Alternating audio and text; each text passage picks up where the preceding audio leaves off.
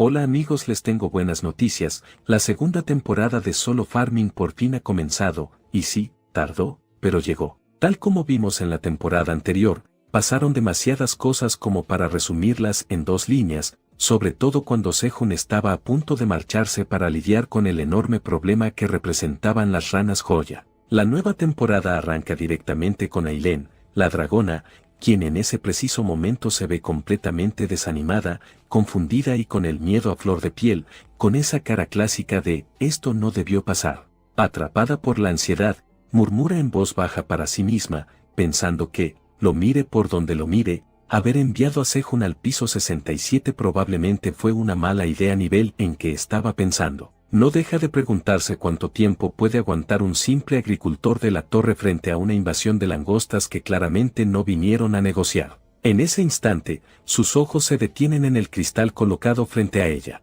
En su superficie aparece un mensaje preguntando si desea desbloquear aquello que ha permanecido sellado. Aileen lo lee, suspira, y básicamente piensa, ya que, peor no puede salir, antes de presionar que sí. En cuanto lo hace, el cristal comienza a brillar con intensidad y vuelve a aparecer la figura con forma de dragón que ella había bloqueado anteriormente, esa misma que dijo, no más, en su momento. Para sorpresa de absolutamente nadie, esa silueta resulta ser su abuelo. La figura dracónica le habla con una voz cargada de emoción, disculpándose sin parar, como quien sabe que metió la pata fuerte. Le dice que se equivocó, que lo siente y que por favor no lo vuelva a bloquear, casi como un, déjame explicarte. Aileen, después de escucharlo, finalmente habla y le explica que Sejun, quien ahora actúa como administrador de nivel medio de la torre, ya descendió al piso 67 para enfrentar a las langostas. Con evidente preocupación, pregunta si estará bien,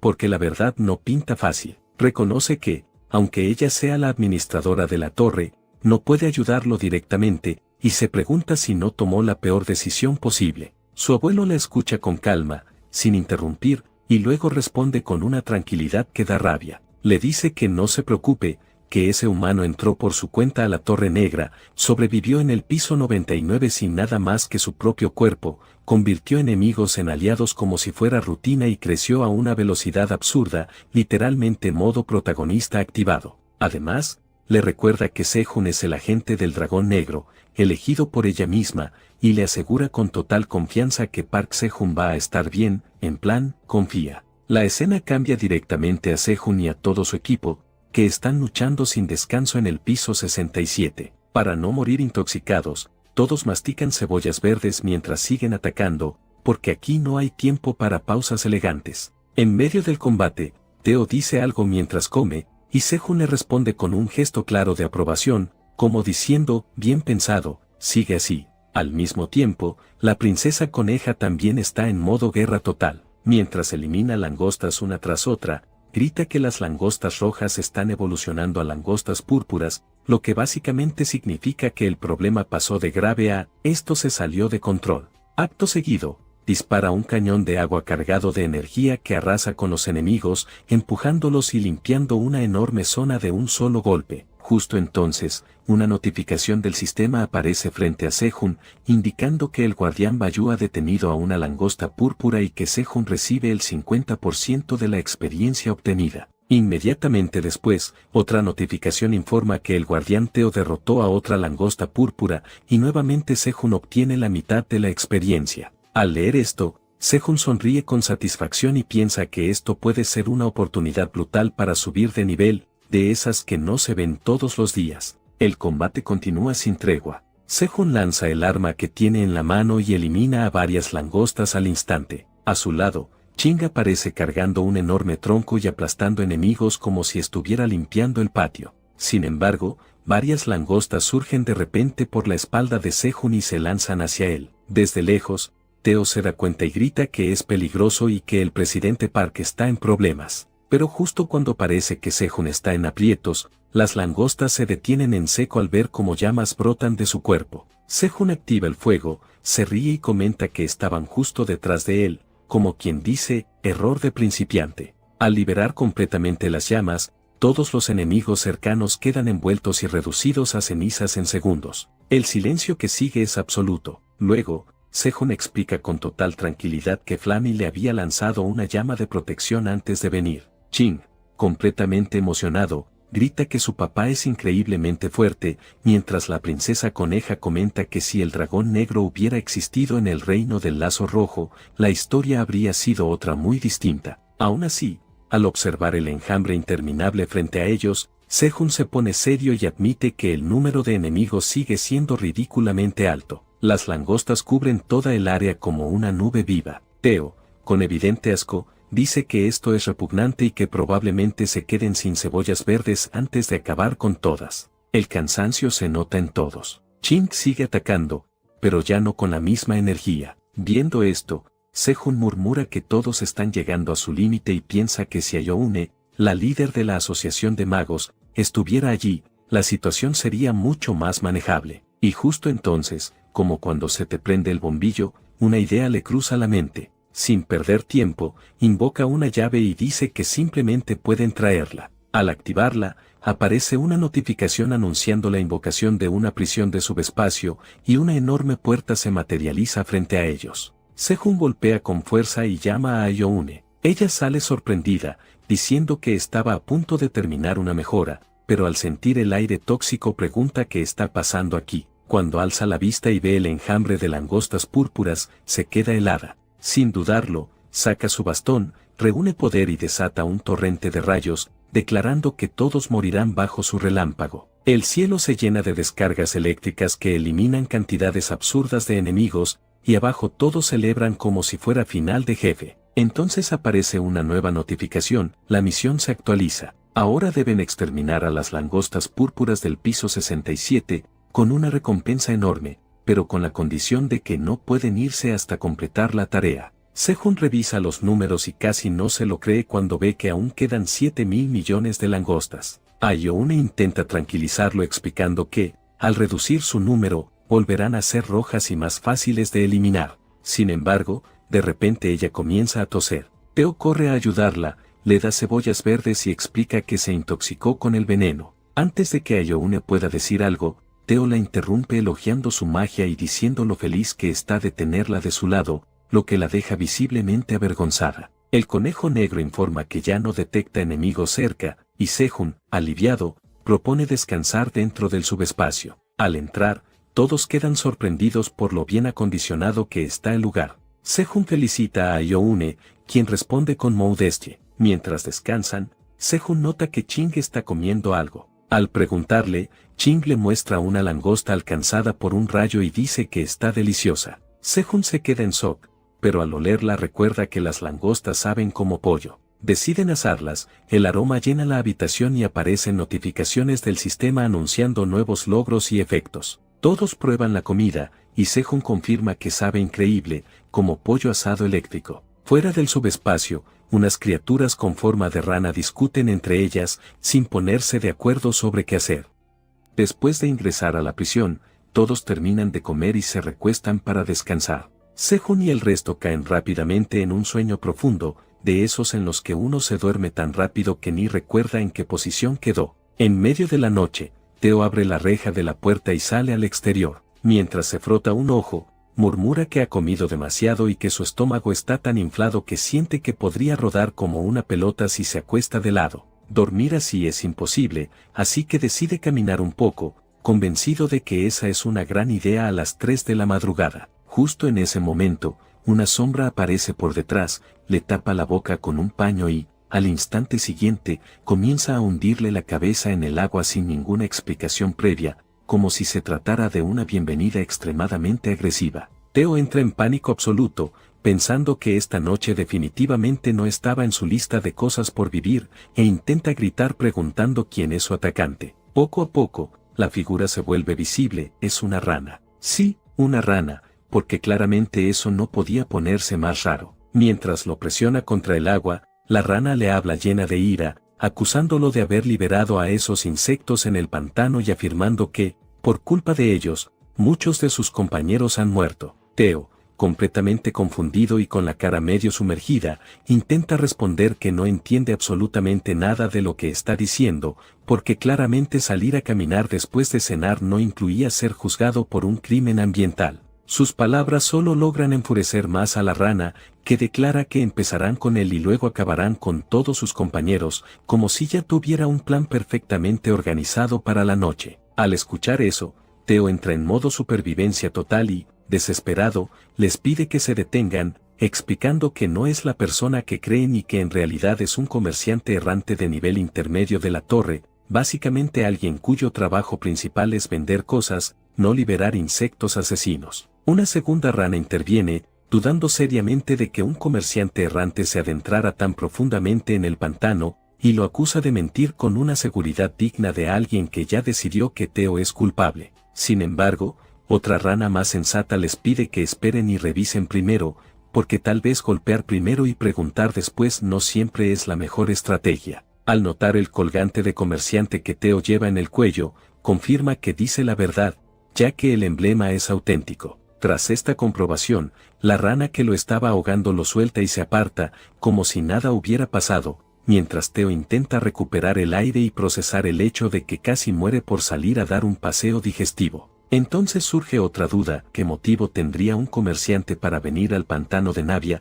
Porque claramente este lugar no es precisamente un centro comercial. Uno de ellos sugiere que el colgante podría ser falso o robado, demostrando que la desconfianza sigue al máximo. Teo, cada vez más nervioso, insiste en que todo es un enorme malentendido y aclara que su grupo llegó para eliminar al hostido púrpura y rescatar a las ranas joya, no para empeorarles la vida. Además, revela que es subordinado del gran dragón negro Nian, administrador de la torre. Al escuchar eso, las ranas quedan completamente paralizadas y se miran entre ellas, porque mencionar a un dragón negro administrador no es exactamente algo que uno escucha todos los días sin consecuencias. Teo señala la puerta de la prisión y les dice que, si no le creen, pueden llamar allí, ya que el dragón está durmiendo dentro. Solo de pensarlo, las ranas sienten que su esperanza de vida se reduce drásticamente. Tras un breve y tenso intercambio de miradas, deciden que lo mejor es llevar a Teo ante Lord Gering, porque claramente este asunto ya está demasiado grande para resolverlo entre ranas patrulleras. Mientras tanto,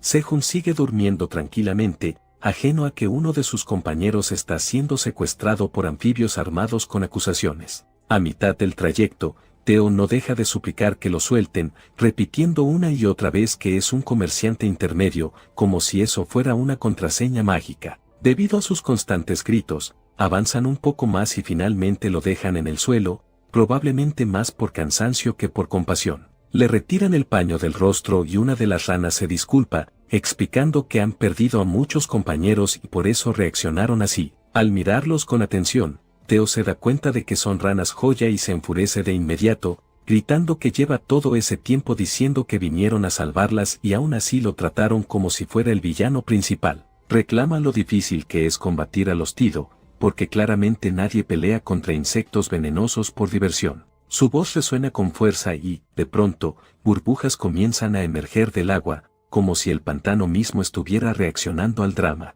Al girarse, Teo ve aparecer a una rana gigantesca que ruge con enojo, dejando claro que cuando el jefe aparece, la conversación se pone seria. Las tres ranas joya bajan la cabeza de inmediato. Lord Gering, al ver a Teo, levanta la mano y golpea el agua, provocando que Teo se hunda sin previo aviso, como si hubiera presionado el botón equivocado. Su estado empeora rápidamente. Una de las ranas explica que lo encontraron en la zona con mayor mayasme del pantano, y Gering concluye que Teo es quien liberó al hostido. Gravemente herido, Teo admite que está asustado y sin fuerzas, pero enseguida cambia su actitud y aclara que ese habría sido el Teo del pasado. Declara que está destinado a convertirse en un gran comerciante errante y que no permitirá que algo así lo derribe. Se presenta como Teo, el gato dorado, y deja claro que secuestrarlo, amenazarlo y casi ahogarlo tendrá consecuencias. Gering se enfurece y se prepara para atacar de nuevo, pero una rana lo detiene y le recuerda que Teo afirma ser aliado del dragón negro, lo cual podría traer problemas gigantescos. Además, señala que Teo asegura haber luchado contra el hostido que ellos no podían enfrentar. Gering no está convencido y dice que incluso él sigue recuperándose del veneno, así que alguien tan pequeño no debería poder hacerles frente. Teo responde con calma, saca algo de su mochila y le entrega un alimento. Gering no come y su cuerpo empieza a temblar, seguido de una luz intensa. El veneno desaparece por completo y recupera su estado original. sorprendido, comenta lo delicioso que estaba, demostrando que la comida puede resolver conflictos mejor que muchas discusiones. Teo sonríe y le pregunta si ahora sí está listo para hacer un trato. La escena cambia y muestra a varios combatientes luchando contra los Tido, completamente agotados por su número absurdo. De repente, Garen aparece y empieza a eliminarlos como si estuviera limpiando el pantano de basura. Con un solo ataque borra miles, dejando a los luchadores mirando en silencio absoluto,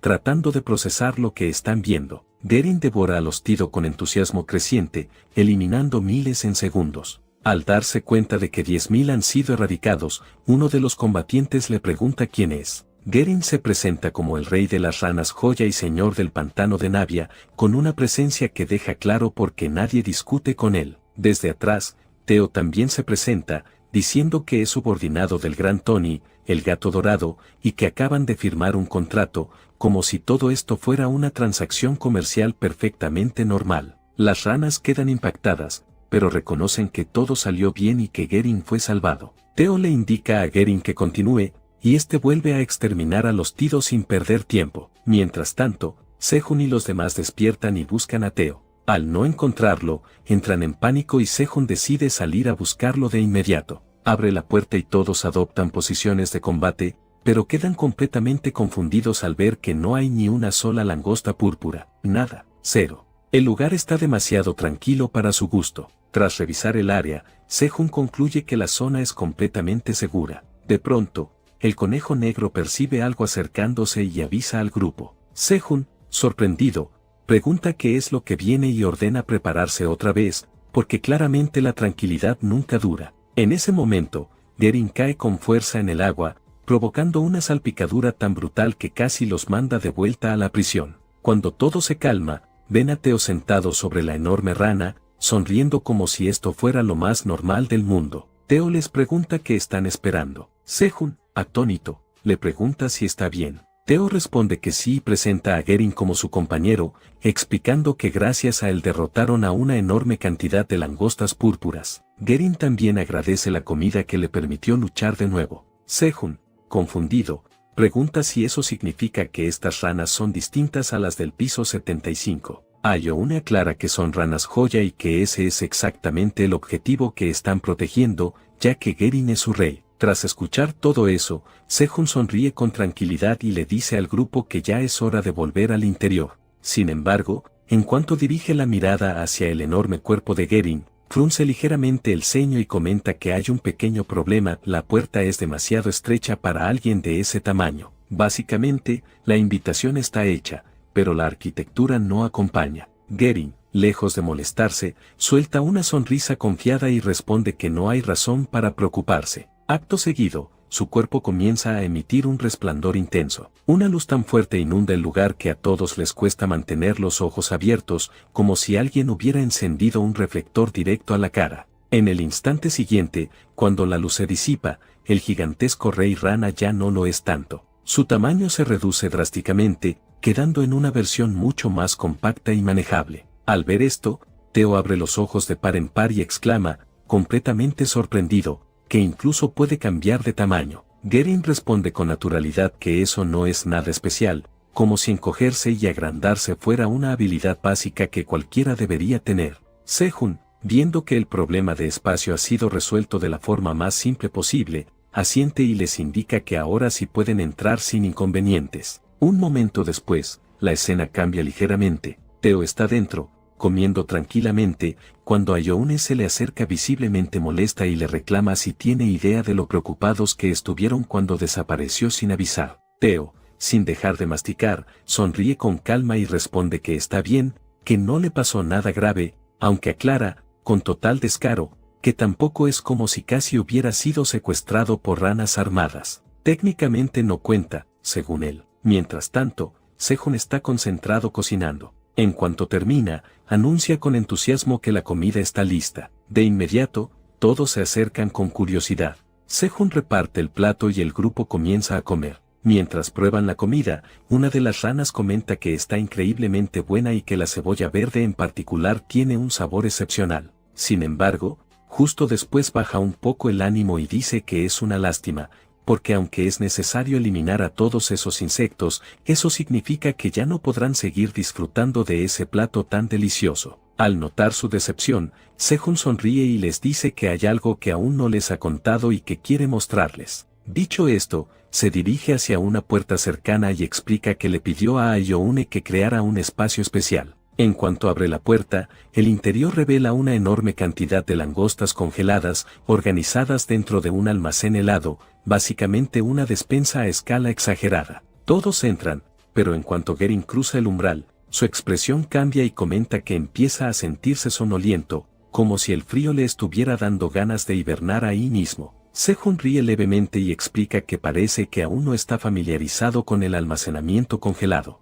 Le aclara que cualquier cosa guardada allí no se estropea fácilmente y puede mantenerse comestible durante mucho tiempo. Al escuchar esto, una de las ranas pregunta con entusiasmo si también se pueden guardar cebollas verdes, ya que son especialmente sabrosas. Sejun responde que no hay problema, porque puede cultivarlas cuando quiera. En el momento en que la rana escucha la palabra cultivar, se queda completamente en shock y pregunta qué significa eso exactamente. Sejun, sorprendido, le pregunta si no sabe nada sobre la agricultura. Apenas lo dice, él mismo se queda pensativo y, de pronto, afirma que acaba de tener una idea excelente. La escena cambia y muestra a alguien dentro de la biblioteca, buscando libros. Tras encontrar uno, comienza a leerlo y piensa que, hasta que Sejun regrese, aún hay cosas que puede hacer. Deja ese libro a un lado y toma otro. En cuanto lo encuentra, se ilumina de felicidad y dice que por fin dio con él. Con un leve rubor, murmura en voz baja que espera que Sejun regrese sano y salvo. La escena vuelve a cambiar y ahora se ve a los combatientes avanzando poco a poco mientras eliminan las langostas restantes. Uno de ellos sonríe y comenta que parece que la batalla finalmente está llegando a su fin. Otro le responde de inmediato que no se adelante, porque aún no ha terminado nada. Mientras hablan, llegan al lugar donde Sejun y los demás están trabajando la tierra. Al ver la escena frente a él, uno de los combatientes se queda atónito y pregunta qué está ocurriendo. En ese momento, Ayoune lo nota y sonríe, diciendo que llegó justo a tiempo. Se trata de Lord Tamuro. Al ver a Ayoune, Tamuro se sorprende y pregunta qué está pasando. Ella explica que están cerrando definitivamente el conflicto contra las langostas gracias a una idea del dragón negro que está allí presente. Mientras tanto, Sejun da instrucciones claras, indicando dónde plantar y cómo hacerlo. Le dice a una de las ranas que coloque otra planta en un punto específico. Teo, que observa todo desde atrás, está completamente desconcertado y pregunta por qué se molestan en plantar de forma dispersa. Sejun explica que las cebollas verdes necesitan suelo bien drenado y no crecen correctamente en terrenos demasiado húmedos. Gracias al efecto de la costura de nivel 5, Sejun puede identificar las zonas adecuadas para el cultivo, algo que resulta mucho más útil de lo que esperaba. Con esto, el piso 67 podrá encargarse de las langostas por sí solo. Explica que su objetivo original era evitar la extinción de las ranas joya. Justo cuando termina de decirlo, una enorme cantidad de langostas aparece de repente. Sejun ordena a todos que adopten posiciones de combate y les indica que primero mastiquen un poco la cebolla verde antes de formar las hojas en forma de espada. En cuestión de segundos, todos comienzan a masacrar langostas sin piedad. Por un lado, Sejun y los demás luchan. Por el otro, Gerin adopta su forma real y arrasa con las langostas de manera brutal. Sejun observa completamente impactado cómo Gerin elimina miles de enemigos de un solo movimiento, como si estuviera limpiando el suelo. Tras un tiempo, todas las langostas son eliminadas. Teo sonríe y declara que han ganado y que nadie resultó herido. El grupo comienza a agradecerle a Sejun,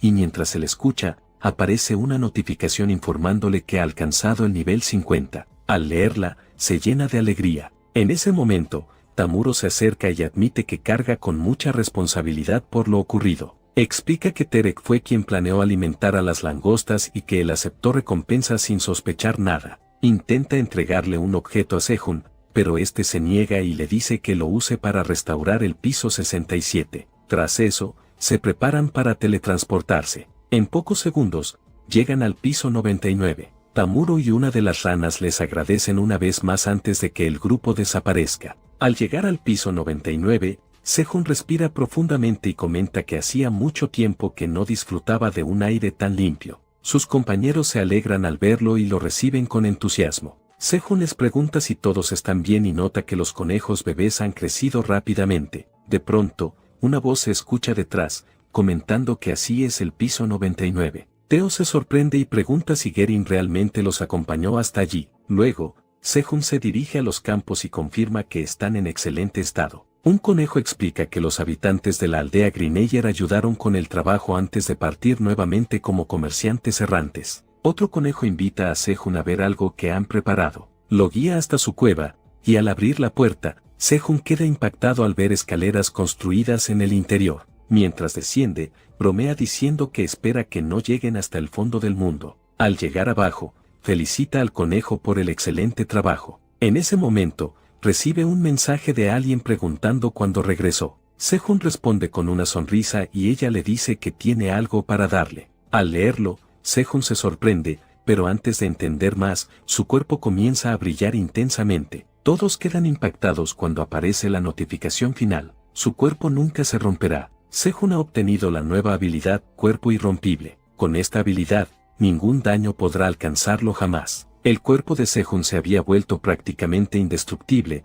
pero aún así necesitó unos segundos para asimilar lo que acababa de leer en la pantalla del sistema. Cuando finalmente comprendió que la nueva habilidad hacía que su cuerpo fuera imposible de romper, lo primero que sintió no fue emoción, sino duda. No percibía ningún cambio evidente, no se sentía más duro, ni más fuerte, ni siquiera ligeramente diferente. Todo seguía igual, o eso creía. Justo a su lado se encontraba alguien con mentalidad científica, de los que creen firmemente que cualquier teoría necesita una prueba práctica. Ese alguien era Kuan. Sin decir una sola palabra, el oso tomó su bastón de madera y, con una naturalidad preocupante, golpeó a Sejun directamente en la cabeza con la fuerza suficiente como para que casi se le salieran los ojos de las órbitas. Fue un golpe tan limpio que parecía sacado de un tutorial de cómo no probar habilidades nuevas. Sin embargo, la habilidad funcionó. El cuerpo indestructible era real. Aunque Sejun se sujetaba la cabeza con ambas manos por el dolor,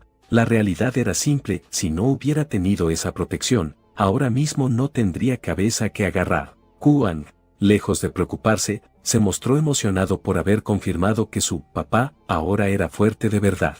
Incluso Teo, que normalmente mantenía la calma, se quedó boquiabierto al comprobar que Sejun realmente no podía romperse. Claro, ser indestructible no significaba ser inmune al dolor. El golpe dolió, y bastante. Sejun, visiblemente molesto, se giró hacia Kuang y le gritó que esa noche no habría cena para él. Además, le recordó con absoluta seriedad que en la torre no existían servicios de protección infantil, por si pensaba apelar. Kuang se quedó congelado, probablemente recalculando sus decisiones de vida. Después del incidente, Sejun se volvió hacia Aileen para agradecerle el regalo tan increíble. Ella sonrió, satisfecha de que le hubiera gustado. En ese preciso momento, una nueva misión apareció frente a él. Esto lo sorprendió, ya que no había activado ningún evento previo ni cumplido ninguna condición visible. La misión le pedía despertar la alegría de la cosecha, lo que implicaba usar personalmente la habilidad de recolección 100.000 veces.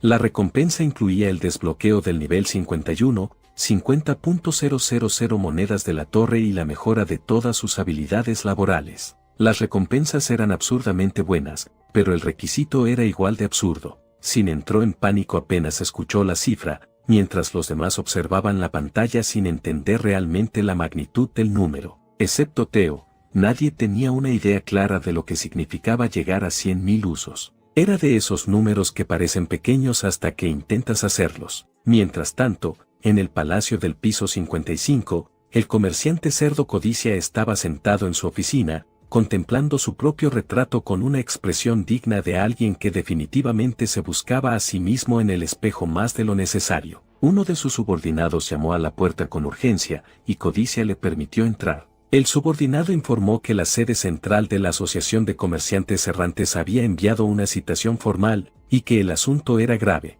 El misterioso esbirro con apariencia de lagarto añadió que Trick, Teca, había sido capturado. Había fracasado en el secuestro de la princesa Pupu y, para empeorar las cosas, había revelado el nombre de Codicia durante el interrogatorio. La ira de Codicia estalló de inmediato. Llamó a Trick un completo idiota y apretó el puño con tanta fuerza que le temblaba el brazo. Dijo que lo había tratado bien por ser un anciano del clan jabalí y que incluso le había confiado un relicario importante para la misión, solo para que terminara demostrando ser un inútil sin remedio. Luego preguntó si existían pruebas concretas que lo vincularan directamente con los crímenes, ya que la asociación recibía enormes sumas de dinero de su parte, y si actuaban así de abiertamente, solo podía significar que tenían algo verdaderamente incriminatorio. El esbirro confirmó que sí había pruebas. Le explicó que Ayoune, líder de la Torre Mágica, junto con la Oficina de Inspección de la Asociación de Comerciantes Errantes, había realizado una operación conjunta para arrestar a Trick, y que su confesión había sido grabada en un anillo mágico. Al leer el informe,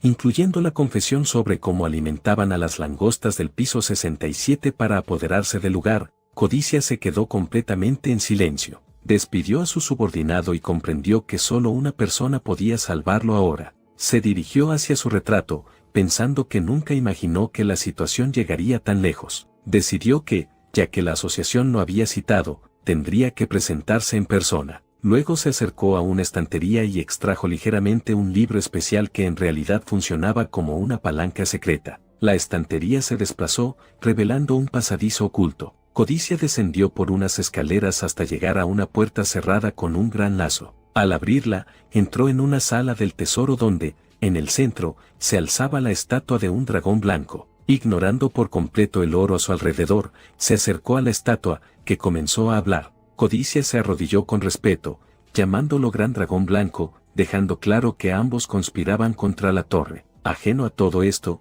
Sejun y sus amigos seguían disfrutando de su tranquila vida agrícola. Cosechaban en los campos exteriores y regaban el fuego dentro de la cueva. Kuan sacaba agua del lago rodeado de conejitos, mientras Pupú era adorada por los conejos grises como si fuera una celebridad. Por otro lado, la coneja madre escuchó ruidos extraños en un extremo del campo. Allí encontró a Sejun, Teo y el conejo negro usando toda su fuerza para sacar algo del suelo. No importaba cuánto tiraran, la enorme planta subterránea no se movía ni un centímetro, y los tres terminaron cayendo de espaldas, agotados. Sejun comentó que arrancar eso no era ninguna broma, y Teo añadió que jamás había visto una enredadera de batata tan grande, convencido de que había una batata gigante debajo. Kuan escuchó la palabra gigante y automáticamente pensó en comida. Sin dudarlo, tomó la enredadera con sus pequeñas pero poderosas patas rojas y empezó a tirar con toda su fuerza. Tras un gran esfuerzo, logró desenterrar una batata del tamaño de su forma real. Sejun revisó la información del cultivo y descubrió que, aunque había absorbido demasiados nutrientes y no tenía efectos especiales ni podía volver a plantarse, seguía siendo deliciosa y tenía una caducidad de 45 días. Teo ya estaba escalándola como si fuera una montaña, mientras Sejun pensaba que una sola bastaría para alimentar a todos. Más tarde, al revisar el progreso de la misión, Sejun vio que apenas había superado las 2.000 cosechas en varios días. Decidió dejar de preocuparse y comer primero. Como recompensa, levantó el castigo de sin cena para Kuan, lo que alegró a todos. Sacaron langostas púrpuras congeladas y las reacciones fueron variadas. La reina abeja quedó en shock, los conejos las encontraron horribles y Ella las observó con curiosidad. Teo dio un discurso digno de un chef famoso sobre no juzgar la comida por su apariencia. Cuando la sopa estuvo lista, la coneja madre la miró como una decepción. Aún así, el conejo más robusto se adelantó, la bebió de un trago y celebró. Tras ver que no moría, los demás se animaron. Más tarde, Ayoune informó que debía irse junto a Pupú al juicio de Codicia. El conejo negro iría como escolta. Sejun les deseó suerte. Poco después, Gerin regresó de su caminata y avisó que había encontrado algo extraño. Sejun lo siguió y quedó en shock al ver una planta de zanahoria gigantesca cuyas hojas bloqueaban el sol de varias filas. Kuan, esta vez, se rindió de inmediato, admitiendo que incluso para él, eso ya era demasiado. Sejun se pregunta cómo podrían sacar esa zanahoria gigante de la tierra. Su primera idea es cavar y remover la tierra a su alrededor, la típica solución lógica de, si no sale, cava más, nivel granjero o principiante. Sin embargo, Teo desea llevarse el mérito de arrancar la enorme zanahoria, porque claramente en su mente ya se estaba imaginando el discurso de victoria y los aplausos. Por eso, envía a su subordinado más reciente, Garin, para que realice la tarea, en plan, anda tú, que para eso te contraté. Garin brilla y se transforma a su tamaño real, que no es mucho mayor que el de la zanahoria, lo cual genera un silencio incómodo, como cuando alguien presume fuerza y luego ves que el objeto es del mismo tamaño que él. Anuncia que todos deben dejar el trabajo en sus manos y agarra las hojas del vegetal con toda la seguridad de alguien que aún no sabe lo que le espera. No obstante, al comenzar a tirar, comprende que este trabajo podría ser demasiado incluso para alguien como él. Tiembla y aprieta los dientes con fuerza mientras intenta extraer la colosal zanahoria, poniendo cara de meme de cuando dices que si al gimnasio y al día siguiente no puedes ni moverte, pero esta ni siquiera parece moverse. La zanahoria sigue ahí, firme, inmóvil, como si estuviera anclada al núcleo del planeta. Sejun se siente aún más intrigado, preguntándose qué clase de zanahoria puede resistir incluso al poder del rey sapo, porque esto ya dejó de ser agricultura y empezó a parecer contenido de terror rural. De repente, escucha un retumbar bajo tierra y se pregunta qué podría ser ese sonido, pensando brevemente si la zanahoria acababa de despertar. Pero Kuang sí lo reconoce. Es el sonido de su madre aproximándose, y ella no está contenta de ver a otro monstruo gigante en su territorio, claramente en modo, ¿quién se atrevió a invadir mi patio? La mamá oso está lista para pelear, y ni siquiera Garin va a retroceder ante una confrontación, porque el orgullo ya estaba en juego. Mientras los dos se observan fijamente como dos Pokémon legendarios enloquecidos antes de usar su ataque definitivo, Sejun entra en pánico y les ruega que no luchen, con la desesperación de alguien que sabe que el escenario no sobrevivirá a ese combate. Se da cuenta de que, como Garin viene de otro piso, la mamá osa lo ve como un invasor y quiere deshacerse de él. Versión, defensa territorial nivel mamá. Está realmente preocupado por el posible resultado de su pelea, porque si empiezan, no quedará ni la zanahoria ni el campo. Incluso Teo comienza a gritar, diciéndole a la mamá oso que no debe enfrentarse a Garin porque es su subordinado, básicamente el clásico tranquila, es de los míos. Los dos titanes siguen con ánimos de arrasar el campo durante su combate cuando, de pronto, Kuang se interpone entre ellos, demostrando un valor que solo puede venir del hambre. Le dice a su madre que quiere comerse la zanahoria gigante que es tan difícil de arrancar,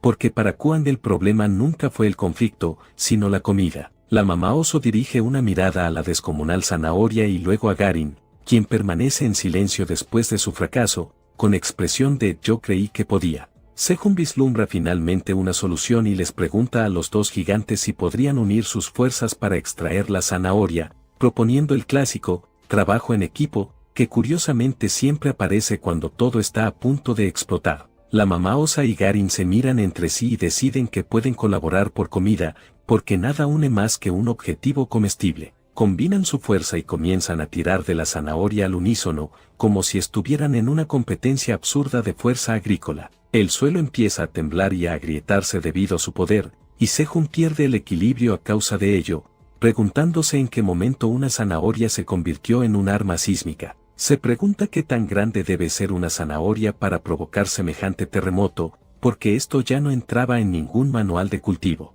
Pero Kuang se divierte y le pide a su madre que haga su máximo esfuerzo, animando la escena como si fuera un espectáculo. Mientras tanto, tanto la mamá oso como Garin emplean toda su fuerza. Parece que a este ritmo harían falta un cinotauro o dos para terminar el trabajo, o quizá una excavadora divina. Sin embargo, no es necesario. Tras unos segundos, los dos titanes logran arrancar la zanahoria de la tierra. Lo que ocurre después resulta aún más impactante para todos los presentes. La zanahoria gigante comienza a flotar en el aire, rompiendo cualquier ley conocida de la lógica, la física y el sentido común. Por alguna razón, salió de la tierra con un lazo rojo atado alrededor, como si fuera un regalo cuidadosamente envuelto por alguien con gustos muy específicos. Nadie logra comprender cómo puede una zanahoria flotar, y menos aún porque tiene decoración, sin mencionar que su tamaño y peso probablemente no la hacen muy aerodinámica. La ventana del sistema responde a algunas de las dudas de Sejun, informándole que ha cosechado el altar de la zanahoria gigante del reino del lazo rojo, lo cual suena muchísimo más serio de lo que parece visualmente. Su competencia en la habilidad de cosechar aumentó y subió de nivel, como premio por sobrevivir a la zanahoria apocalíptica. Al mismo tiempo, obtuvo 10.000 puntos de experiencia, porque claramente arrancar verduras legendarias da mucha exp. Sejun intenta aún entender qué significa lo del altar del lazo rojo, cuando el padre conejo llega al lugar, y es él quien se muestra más conmocionado al ver el altar que le resulta familiar, como alguien que acaba de ver una leyenda cobrar vida frente a sus ojos. Antes de que pueda preguntarle nada a Sejun o contarle algo al respecto, una ventana del sistema se abre frente a Sejun, anunciando que se ha generado una nueva misión especial para él, porque el sistema nunca pierde la oportunidad de complicarle la vida. Para esta misión, debe ofrecer 100 unidades de cada uno de 10 o más tipos de cultivos distintos a la zanahoria gigante del lazo rojo en un plazo de 24 horas y celebrar el Festival de la Abundancia, básicamente un reto de agricultura extrema contra el reloj. Según el sistema, organizar el Festival de la Abundancia ya es una recompensa en sí misma, aunque eso suena sospechosamente vago. Además, Sejun obtendrá la habilidad llamada gigantificación de cultivos, lo cual hace que cualquier granjero levante una ceja con interés inmediato. Sejun lee los requisitos de la misión, que en este momento no tienen mucho sentido para él, pero así son siempre las misiones, primero confunden, luego explican, y a veces ni eso. Desvía su atención hacia la zanahoria gigante, que es tan grande como Garin o la mamá osa, y se pregunta en voz alta qué es exactamente, porque llamarla zanahoria ya se queda corto. El padre conejo está allí para responder sus preguntas, y su esposa también lo acompaña, igualmente sorprendida por la visión. El padre conejo le explica a Sejun que la zanahoria gigante es el legendario altar de la zanahoria dorada, transmitido por generaciones en el reino del lazo rojo, como una historia que todos escucharon pero nadie creyó del todo. Le relata que, según la leyenda de la Torre Negra, un día surgió del suelo una zanahoria gigante en la región donde vivían los conejos. Estalló una lucha entre varios conejos para reclamar la misteriosa zanahoria dorada, porque incluso los conejos tienen guerras épicas cuando hay comida involucrada. La situación no pintaba bien para ninguno de los bandos en conflicto. Sin embargo, hubo un conejo que lo arriesgó todo por la paz. Pidió a todos que repusieran sus armas y compartió su comida con ellos frente a la zanahoria dorada, demostrando que a veces compartir funciona mejor que pelear. Los demás conejos se sintieron tan inspirados por el que detuvieron la guerra y comenzaron a compartir comida entre sí frente a la zanahoria. Pronto se celebró un festival pacífico frente a la zanahoria dorada donde se reunieron todos los conejos, el cual llegó a conocerse como el Festival de la Abundancia. Sejun desea saber por qué un altar de las leyendas del reino del lazo rojo aparecería aquí. Además, Kwon menciona que la zanahoria no tiene aspecto dorado en absoluto, señalando lo obvio. Sejun responde que no tiene sentido hacerse preguntas sin fin ahora y que, en su lugar, deberían intentar organizar primero el Festival de la Abundancia para obtener respuestas, porque procrastinar las dudas siempre es una estrategia válida. No obstante, al comenzar los preparativos para el festival, se topa con un obstáculo imprevisto. Tiene zanahorias, tomates cherry, batatas, maíz, papas, cebollas verdes, y eso es todo. Solo son 6 de los 10 cultivos que necesita reunir para el festival, y a Sejun esto no le agrada porque creía haber plantado muchas más variedades en ese clásico momento de juraría que tenía más. El padre conejo le dice que tiene razón y luego le pide que lo siga. Sejun y Kwon sienten curiosidad y acompañan al padre conejo a otra parte de su granja, donde han madurado fresas frescas, brillantes y perfectas, como sacadas de un anuncio. No solo eso, justo al lado de las fresas hay un campo de chiles que también están listos para ser cosechados, añadiendo emoción y picante a la situación. Sejun ahora recuerda que compró las semillas de ambos cultivos en la tienda de semillas hace mucho tiempo, pero simplemente lo había olvidado, como suele pasar. Sejun agradece al padre conejo por hacer un trabajo espléndido como granjero o arrendatario en su ausencia. El padre conejo le responde con un guiño confiado y un pulgar hacia arriba, gesto universal de todo bajo control. Sejun dice que, gracias a sus esfuerzos, han agregado 2 tipos más de cultivos para el altar. Pero el padre conejo tiene otra buena noticia para él. Le dice a Sejun que no son 2 cultivos, sino 3. Sejun no comprende a qué se refiere, pero entonces nota un pequeño objeto en la mano del conejo. Es un maní, y Sejun queda completamente asombrado al saber que incluso los manís que plantó hace tan poco tiempo ya han comenzado a dar frutos, porque esto ya roza lo milagroso. Se da cuenta de que la razón por la que los manís están listos para cosechar tan pronto es el fragmento del monumento divino que acelera el crecimiento de las cosas en su entorno. El padre conejo afirma que así fue como todos los cultivos crecieron tan rápido. Sehun le agradece por manejar todo tan bien hasta ahora y luego decide prestar más atención al campo que no ha dejado de expandirse desde hace un buen tiempo, con expresión de satisfacción. Comparten algunas fresas para celebrar la ocasión, porque toda victoria merece una merienda. Luego, Sehun decide recapitular todos los cultivos que ha reunido hasta ahora. Hay un total de 9 cultivos con los 3 que el padre conejo le mostró, y todavía les falta uno para celebrar el Festival de la Abundancia. Juan también se desanima por eso, porque ya se estaba imaginando la fiesta. Pero Teo sabe que hay otro cultivo que plantaron. Sehun se emociona al oír eso porque no recuerda un 10º cultivo, y su memoria claramente necesita refuerzo. Pero Teo le recuerda que obtuvieron otro cultivo cuando fueron al piso 75 hace un tiempo. Le dice a Sehun que plantaron esa fruta amarilla espinosa después de derrotar a la reina sapo,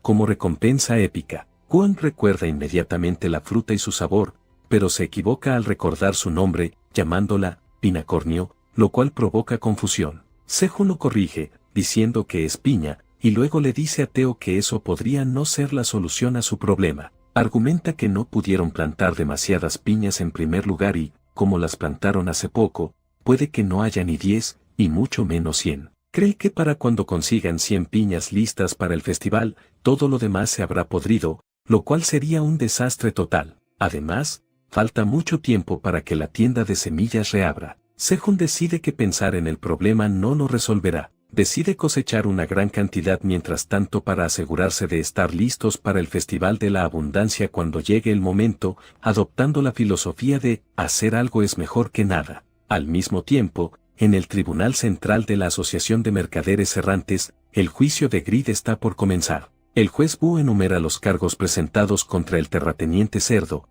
quien está sentado frente a él con las manos atadas a la espalda, intentando parecer tranquilo. Los cargos incluyen instigar y ayudar deliberadamente a la plaga de langostas en el piso 67, y poner precio a la cabeza de la princesa Conejo, lo que provocó su secuestro, así como su antiguo crimen de liberar las langostas en el piso 55 y luego asesinar al rey y a la reina para tomar el control de todo el reino del Lazo Rojo, básicamente un currículum criminal completo. Entre los asistentes al juicio se encuentran Iliona Pupú, los líderes de la Asociación de Mercaderes Errantes y de la Asociación de Mercenarios Libres, además de muchas otras figuras importantes de la torre. Mientras 2 guardias Kekedrilou rodean a Grid, el juez declara que comenzarán el juicio por sus crímenes. Sin embargo, el jabalí codicioso sonríe con descaro porque parece tener un plan para salir de esta situación, como todo villano que cree tener la última carta.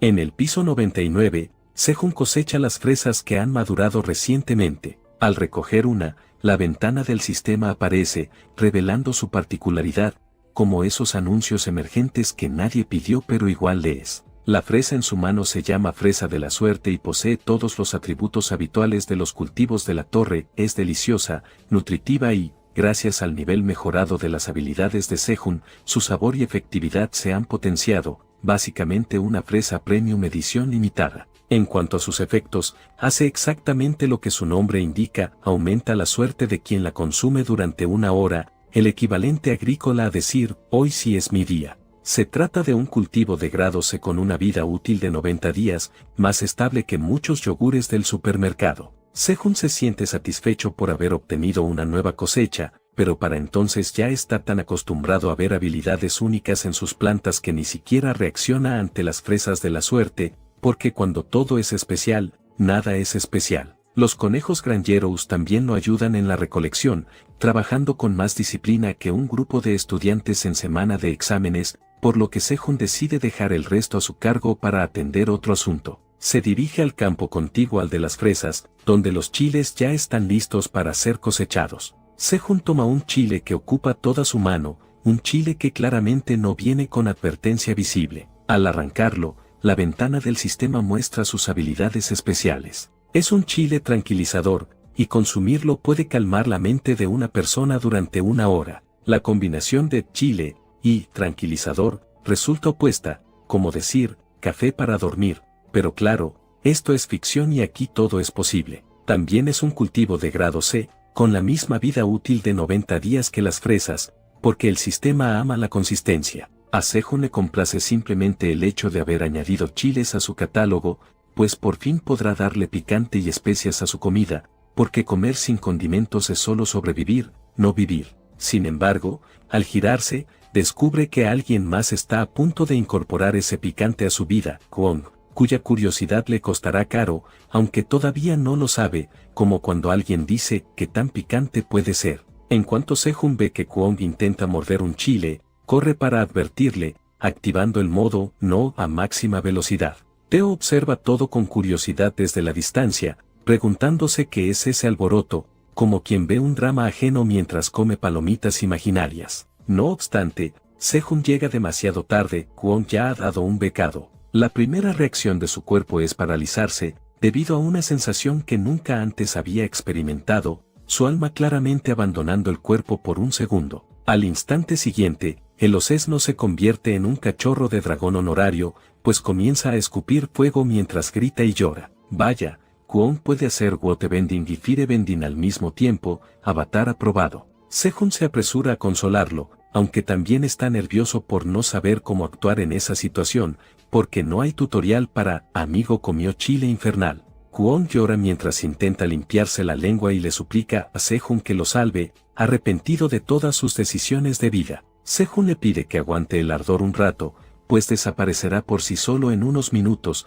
palabras que nunca tranquilizan a nadie. Quizás darle un tarro de miel ayudaría, pero, qué sé yo, claramente no es doctor. El osesno no tiene más remedio que soportarlo. Ahora, Teo siente terror hacia el nuevo cultivo, y probablemente hacia cualquier cosa roja de ahora en adelante. Poco después, Sejun carga una ceste llena de fresas. A pesar de entrenar cada día en el campo, aún no puede llevarla cómodamente, porque la fuerza del protagonista siempre aparece cuando más se necesita, no ahora. Finalmente la deja junto a los demás cultivos, frente a la zanahoria gigante, pensando que ya deberían haber recolectado 100 unidades de cada cosa, porque los números redondos dan paz mental. Mientras tanto, Kwon sigue intentando superar el daño en sus papilas gustativas, con Teo brindándole apoyo moral, que básicamente consiste en mirar y asentir. Sejun observa entonces los 9 cubos, cada uno con 100 piezas de 9 cultivos diferentes. Sus amigos están con él para evaluar el progreso,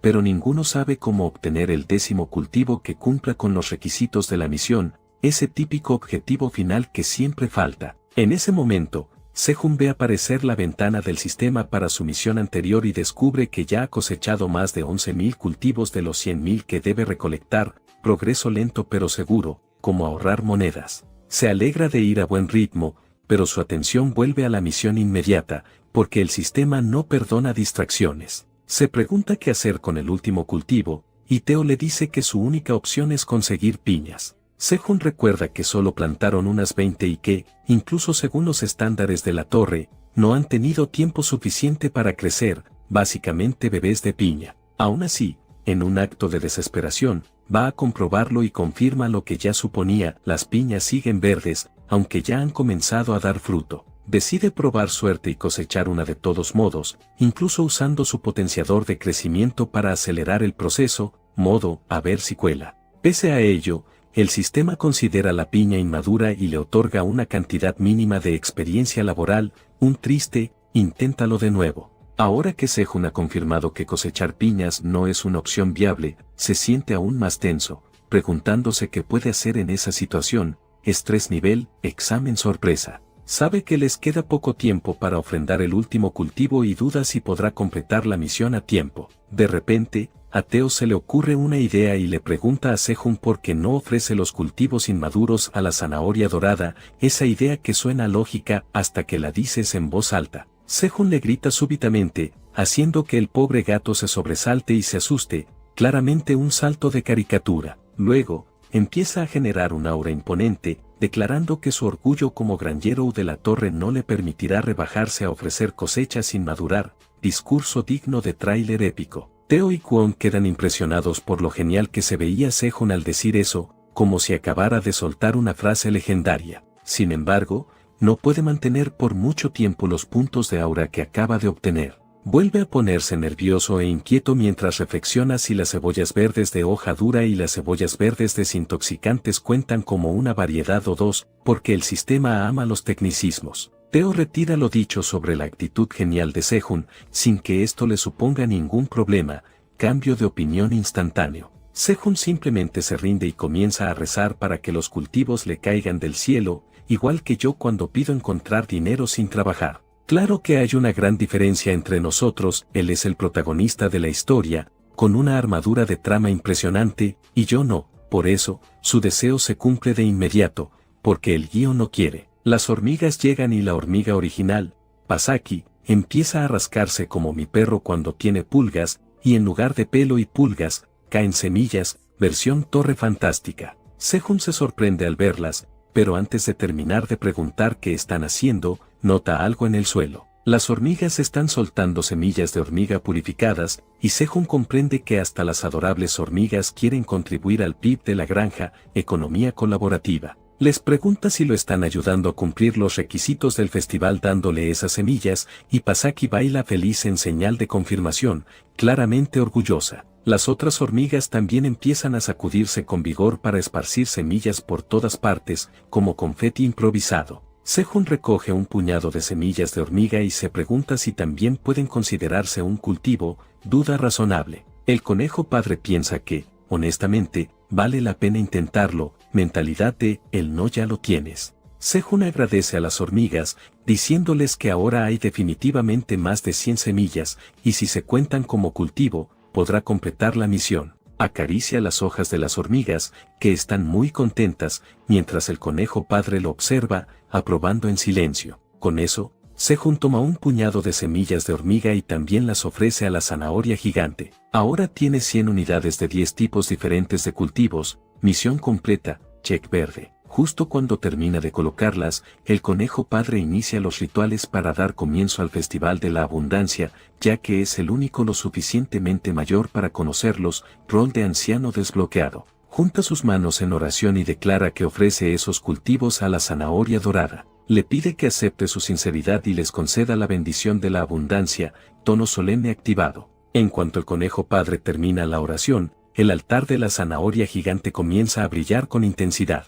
Emite una luz dorada y luego empieza a absorber los cultivos que Sejun ha ofrendado, modo aspiradora divina. La ventana del sistema le informa que se han ofrecido 100 unidades de cada uno de los 10 tipos de cultivo al altar de la zanahoria y que la misión está completa. Como recompensa, el Festival de la Abundancia va a celebrarse, música épica de fondo imaginaria. Ahora Sejun está realmente feliz por haber completado la misión, y el conejo padre comparte esa alegría, pues conoce la importancia del altar de la zanahoria dorada, tradición y todo eso. La ventana del sistema le comunica entonces a Sejun que el altar de la zanahoria gigante del lazo rojo otorga las bendiciones de la abundancia a todo el piso. Su color cambia permanentemente a dorado y la intensidad de la luz que emite no deja de aumentar, brillo nivel, bájale un poco. Incluso el cristal de FC empieza a brillar, lo cual tiene sentido, pues ella solo observa a Sejun a través de él, por lo que la luz dorada inevitablemente llega hasta allí.